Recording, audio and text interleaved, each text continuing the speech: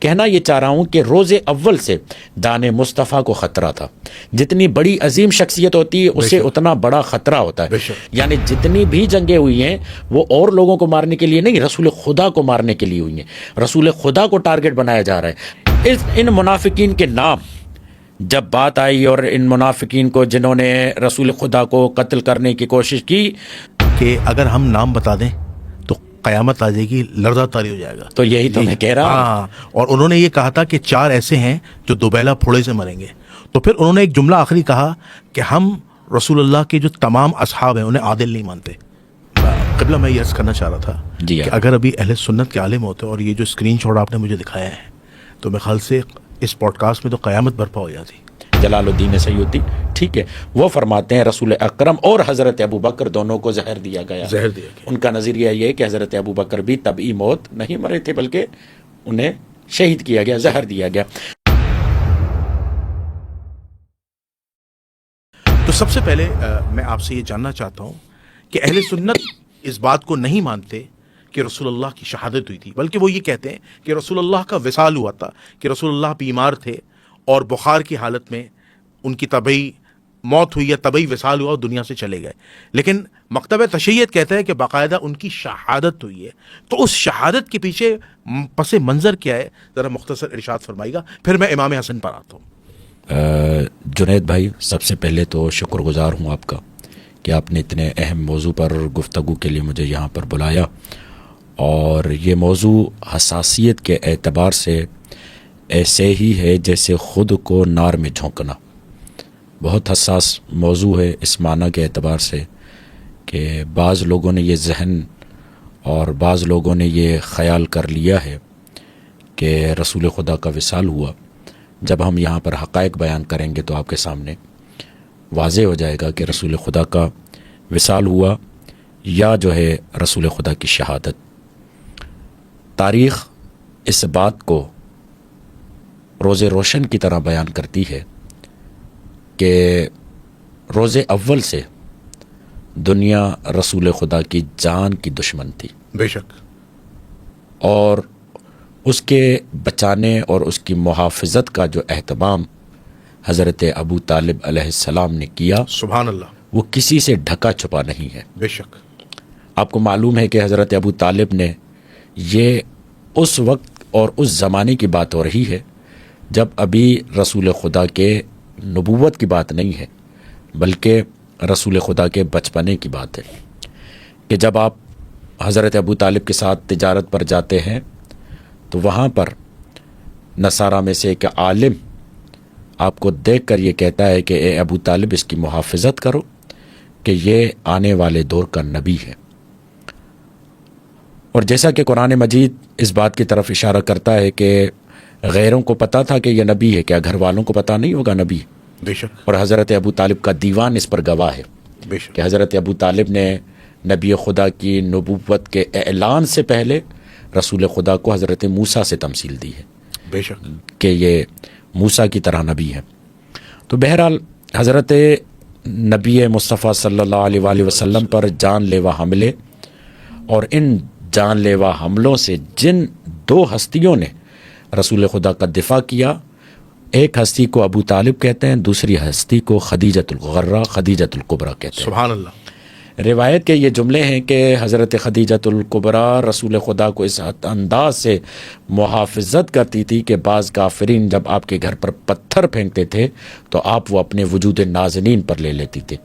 اس اعتبار سے نہیں کہ شوہر کا دفاع کر رہی، اس اعتبار سے کہ اپنے زمانے کے ولی کا دفاع کر رہی ہیں، پیغمبر کا دفاع، پیغمبر کا دفاع کر رہی ہیں، حجت اللہ کا دفاع، حجت خدا کا دفاع کر رہے ہیں. جیسے کہ حضرت آسیہ کے لیے پروردگار عالم نے کہا کہ ضرب اللہ مثلا للذین آمنوا امرأۃ فرعون، اللہ مومنوں کے لیے فرعون کی زوجہ کی مثال دیتا ہے کہ شکنجوں میں تھی، مشکلوں میں تھی، سب کچھ تھا، مگر اللہ کے ولی کا دفاع کیا.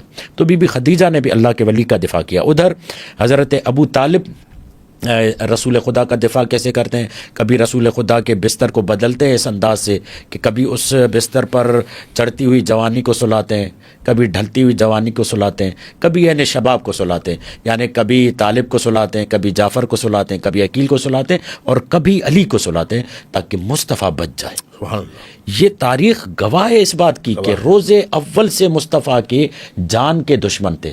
اور پھر ہجرت کا واقعہ آپ کے سامنے موجود ہے بے شک کہ کفار جو ہے باقاعدہ تمام گروہ والے منصوبہ بنا کر کے جب حضرت ابو طالب اور بی بی خدیجہ کا انتقال ہو گیا اور اس کی وجہ سے رسول خدا نے پورے سال کو عامل حزن قرار دیا, تو مکہ آپ کے لیے رہنے کے اعتبار سے تنگ ہو گیا.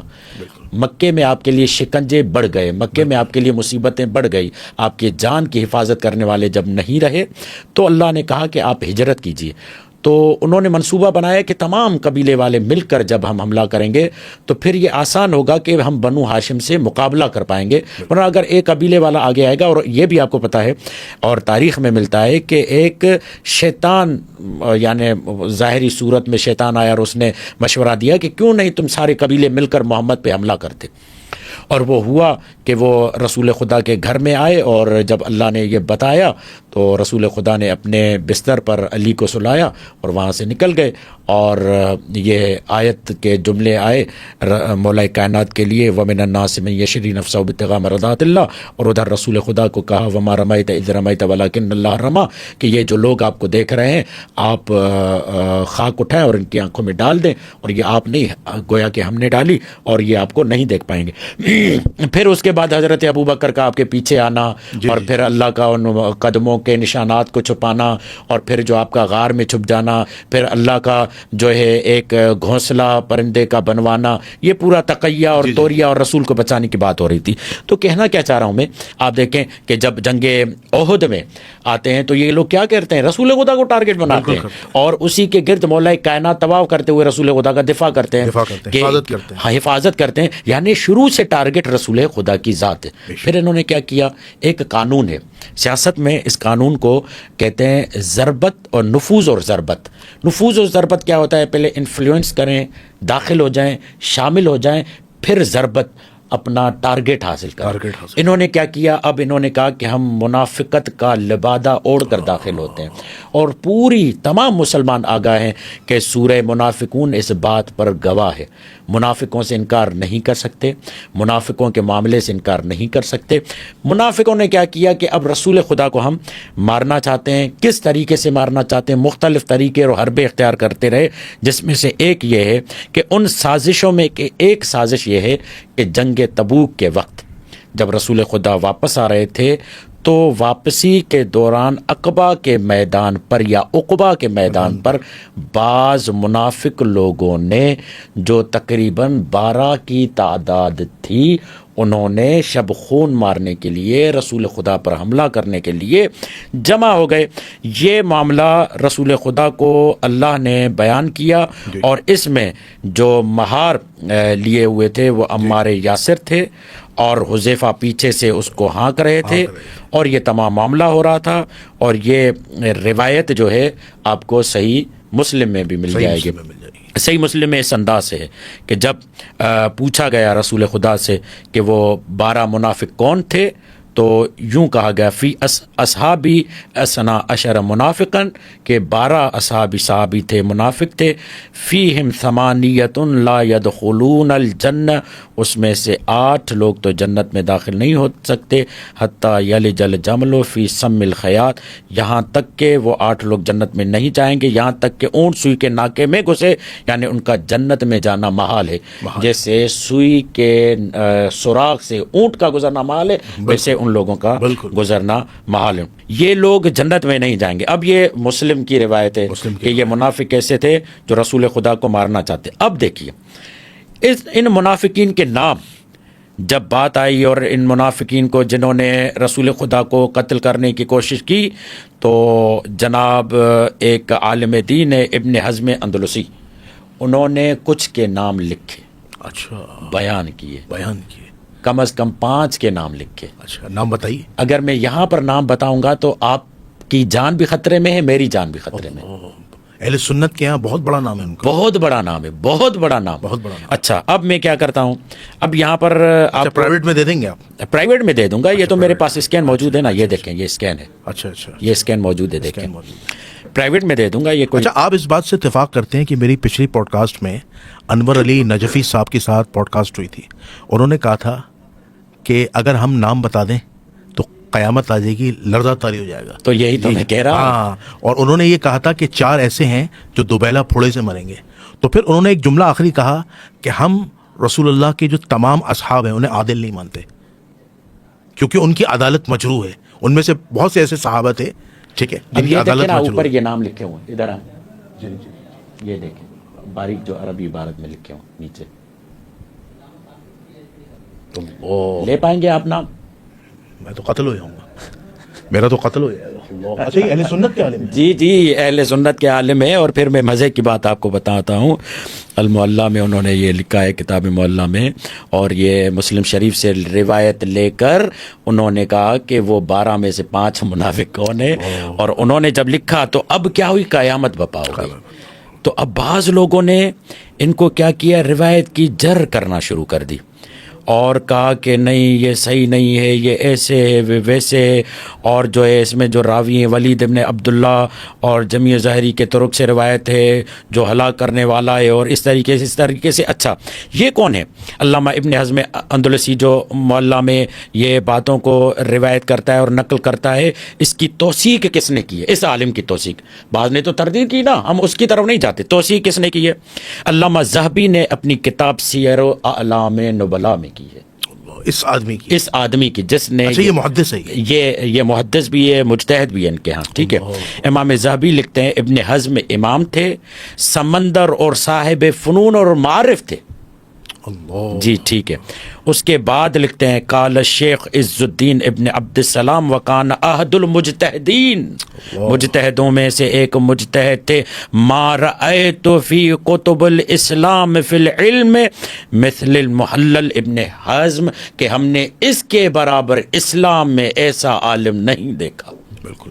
اچھا, اگر یہاں برابر میں اہل سنت کے عالم ہوتے, اور یہ جو آپ نے مجھے اچھا, ایک اور جملہ کو, جی جی, امام ابن تیمیہ نے کہا امام ابن حزم اندلسی ایک مجتہد تھے, اس کی المحلہ جیسی کتاب میں نے کہیں نہیں دیکھی. اللہ اکبر. ابن تیمیہ. قبلہ, میں یہ عرض کرنا چاہ رہا تھا جی کہ اگر ابھی اہل سنت کے عالم ہوتے اور یہ جو اسکرین شاٹ آپ نے مجھے دکھایا ہے, تو میرے خیال سے اس پوڈ کاسٹ میں تو قیامت برپا ہو جاتی, قیامت برپا ہو جاتی. جی بالکل. اچھا قبلہ, میرا اس میں ایک بڑا اہم سوال ہے, مجھے یہ بتائیے گا کہ رسول اللہ صلی اللہ علیہ وسلم کا جو آخری وقت آیا, اس آخری وقت کے کیا معاملات تھے؟ جی میں اسی کی طرف آ رہا ہوں. اب دیکھیں نا, کہتے ہیں جس راوی کے یہ کہتے ہیں ولید ابن جمی, اس کو کذاب کہا گیا, مگر یہاں پر توجہ رکھیں کہ یہ معلوم ہونا چاہیے کہ اسی سے بخاری, مسلم, داؤد, نسائی نے اسی سے روایتیں بھی لی ہیں. اچھا, جی جی, اس راوی سے روایتیں لی. خیر, تو کہنے کا مقصد کیا تھا, مقدمہ تھا یہ کہ نبی خدا کو روز اول سے ہی خطرہ تھا.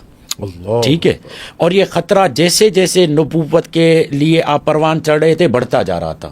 تو جب آپ نے نبوت کا اظہار کیا, مزید خطرہ بڑھ گیا. تو اس مزید خطرے کے لیے پروردگار عالم نے آپ کے لیے شیلٹر رکھا, کبھی جناب حمزہ کو رکھا, کبھی جناب مولا کائنات کو رکھا, کبھی اور خالص صحابیوں کو رکھا. تو یہ سلسلہ ہمارے سامنے, میں یہیں پر روک رہا ہوں. اس مضمون کی اور بہت ساری روایتیں جس میں یہ بیان کیا گیا ہے کہ وہ کون تھے جو رسول خدا کو مارنا چاہتے تھے. اب آتے ہیں آپ کے سوال کی طرف کہ کیا رسول خدا شہید ہوئے یا نہیں ہوئے, زہر دیا گیا نہیں دیا گیا.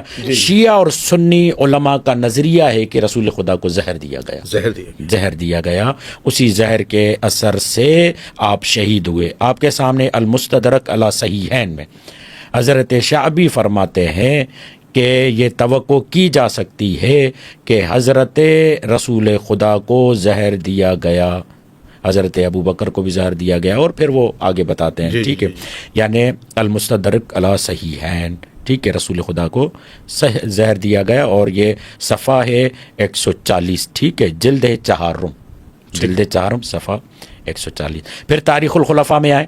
تاریخ الخلفاء یہ جو ہے حافظ جلال الدین عبد الرحمن ابن ابو بکر سیوطی, جلال الدین سیوطی, ٹھیک ہے, وہ فرماتے ہیں رسول اکرم اور حضرت ابو بکر دونوں کو زہر دیا گیا.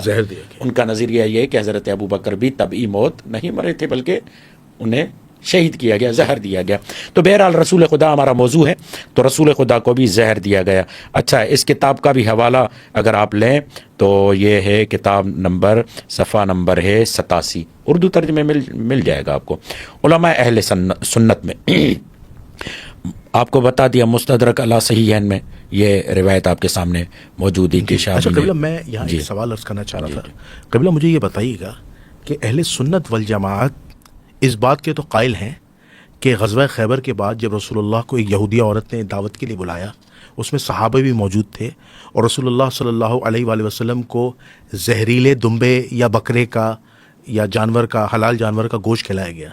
جب گوشت کھلایا گیا تو جبرائیل امین اس وقت آ گئے جب رسول لقمہ لینے والے تھے, اور رسول اللہ صلی اللہ علیہ وآلہ وسلم کی زبان سے وہ لقمہ جو ہے وہ ٹچ ہوا, یعنی چھوا, اور زہر کا اثر پھیل گیا. اور پھر اس کے بعد ان کے برابر میں جو اصحاب موجود تھے انہوں نے بھی تھوڑے تھوڑے نوالے کھائے تھے, جس کی وجہ سے صحابہ کرام کی شہادت ہو گئی تھی, اور رسول اللہ صلی اللہ علیہ وسلم بہت سخت بیمار ہوئے تھے. تو وہ کہتے ہیں کہ جب رسول اللہ صلی اللہ علیہ وسلم کا آخری وقت آیا تو رسول اللہ صلی اللہ علیہ وسلم کو اس زہر کا اثر ہونے لگا اور آپ کی طبیعت خراب ہونے لگی اور آپ کو بخار ہوا, تو آنریبل اللہ تعالیٰ نے آپ کو شہادت عطا کی, تو وہ اس کو آنریبل شہادت کہتے ہیں. تو کیا اہل تشیع اس آنریبل شہادت جو اہل سنت روایت پیش کرتے ہیں اتفاق کرتے ہیں؟ اگر میں تو درجہ بدرجہ اسی طرف آ رہا ہوں نا. جی. پہلے مرحلے میں اس بات کو لیں گے نا کہ آیا رسول زہر سے شہید ہوئے یا نہیں. جی. ٹھیک ہے, پہلا مرحلہ. پہلا ہمارا مقدمہ یہ تھا کہ رسول خدا کو جانی خطرہ تھا یا نہیں. جی. یہ ایک ہو گیا. دوسرا, اب جب جانی خطرہ تھا تو رسول خدا کا یہاں سے وصال کیسے ہوا؟ آیا شہادت کے ذریعے ہوا یا تبھی موت مرا, تبھی موت گئے معاذ اللہ, تبھی موت اس دنیا سے گئے. اب اس بات کی طرف کہ رسول خدا کو زہر دیا گیا, شیعوں کے ہاں تو ثابت ہے, وہ بیان بھی کرتے ہیں. آیا اہل سنت علماء میں بھی کچھ ایسے ہیں جو کہتے ہیں کہ رسول خدا کو زہر دیا گیا؟ اب تیسرا مرحلہ یہ آئے گا کہ زہر دینے والا کون تھا, کیفیت کیا تھی, کیسے دیا گیا. ابھی میں دوسرے مرحلے پہ ہوں. جی. کہ سنی شیعہ علماء یہ کہتے ہیں کہ رسول خدا زہر سے وصال کر گئے, شہید ہو گئے. اب آپ دیکھیں حاکم نشاپوری ایک اور روایت لاتے ہیں. وہ روایت لاتے ہیں سری ابن اسماعیل سے انشابی انہو قال ماذا یتوقع من هذه الدنیا الدنیا. کہتے ہیں اس پست دنیا سے اور ہم کیا توقع کریں کہ اس پست دنیا میں رسول جیسی ذات کو زہر دیا گیا. اللہ. حاکم نشاپوری یہ بیان کرتے ہیں. ٹھیک ہے, پھر اور اسی طرح اہل سنت بزرگوں کے جو اور اہل سنت عالم دین عبداللہ ابن مسعود سے روایت نقل ہوئی ہے کہ اس نے کہا کہ اگر میں 9 بار قسم کھاؤں کہ رسول خدا کو شہید کیا گیا تو یہ بات میرے لیے زیادہ پسندیدہ تر ہے اس سے کہ میں 1 بار قسم کھاؤں کہ رسول خدا کو قتل نہیں کیا گیا, کیونکہ خدا نے ان کو پیغمبر اور شہید کہا ہے. یعنی رسول خدا قتل کے ذریعے نہیں بلکہ شہادت کے ذریعے اس دنیا سے گئے ہیں. اچھا, اس کے بعد یہ میرے پاس حوالے موجود ہیں, زہری, الصنعائی اور شیبانی اور ابن کثیر دمشقی. اس کو تھوڑا مختصر کر لیجیے گا. ہاں جی, اس کو میں مختصر کرتا ہوں. ٹھیک ہے, یہ ایک بات یہاں پر. اب کیفیت پر آتے ہیں نا کہ کیفیت کیا ہوئی. رسول خدا 28 سفر کو اس دنیا سے گئے, مسموم حالت میں تھے. یہ ہمارے علماء کا قول ہے, شیعہ علماء کا قول ہے. شیخ مفید علیہ رحمہ کتاب الارشاد میں بیان کرتے ہیں. ٹھیک ہے, اور اس طریقے سے رسول خدا 28 سفر کو اس دنیا سے گئے. وہ حالت سم میں تھے, مسموم تھے. شیخ طوسی علیہ رحمہ کا بیان آپ کے سامنے موجود ہے. اب ایک روایت ہے بہت خطرناک, اللہ اکبر, اور ایسی روایت ہے ایٹم بم ہے. ایسی روایت ہے کہ مجھے نہیں معلوم کہ لوگ اس کو کیسے سنیں گے. محمد ابن اسماعیل بخاری اپنی کتاب صحیح بخاری میں لکھتا ہے کہ ان کی زوجہ نے, انہیں کا نام نہیں لے رہا, میں سینسر کر رہا ہوں, جی. نام آپ خود لیجئے. رسول خدا اپنے اس مرض میں کہ جس کے ذریعے وہ دنیا سے گئے تھے فرمایا کرتے تھے جو کھانا میں نے خیبر میں کھایا تھا ابھی تک اس کی تکلیف محسوس کر رہا ہوں, اور ابھی میں نے یوں محسوس کیا ہے کہ اسی کی وجہ سے میں دل کی رگیں پھٹ گئی ہیں. وہ جو خیبر کا حوالہ آپ نے دیا, جی. ٹھیک ہے, وہ جو خیبر کا حوالہ آپ نے دیا کہ یہودی خاتون. اس کے ساتھ ایک اور روایت ہے جو اسی صحیح بخاری میں ابن مسعود سے نقل ہے. وہ کہتا ہے کہ ہم رسول خدا کے کھانا کھاتے وقت کھانے کی تسبیح پڑھنے کی آواز کو سنا کرتے, یعنی رسول خدا کے سامنے پڑا ہوا زہر آلود گوشت رسول خدا سے باتیں کرتا, اور خود گوشت نے رسول خدا کو بتایا کہ مجھے نہ کھانا کیونکہ میں زہر آلود ہوں. یہ روایتیں اس طرح کی آتی ہیں. اب یہ روایت جس کی طرف آپ کو بتا رہا ہوں کہ خطرناک ہے. جی جی میں نے رسول خدا کی بیماری کے دوران زبردستی ان کے منہ میں دوا ڈالی. اللہ. اچھا, انہوں نے اشارے سے کہا مجھے دوا نہ دو. میں نے اپنے آپ سے کہا شاید یہ اس وجہ سے ہے کہ مریض کا دوائی کھانے کو دل نہیں کرتا. اور جب رسول خدا تندرست ہو گئے تو فرمایا کیا میں نے تم کو منع نہیں کیا تھا کہ مجھے دوائی نہ دو؟ پھر انہوں نے فرمایا کہ اس گھر میں جس نے مجھے دوائی دی تھی تو اب ان سب کو میرے سامنے وہی دوائی پلاؤ غیر از عباس کے کہ اس نے تم لوگوں والا کام مجھ سے انجام نہیں دیا. اگر یہ مضر دوا نہیں تھی تو یہ اوروں کو پلا کے دکھاؤ. اس حدیث کو حدیث لدود بھی کہا جاتا ہے. جی حدیث لدود. جی, صحیح مسلم. تو آپ یہ کہنا چاہ رہے ہیں کہ صحیح بخاری صحیح بخاری. حدیث نمبر 4458. ٹھیک ہے.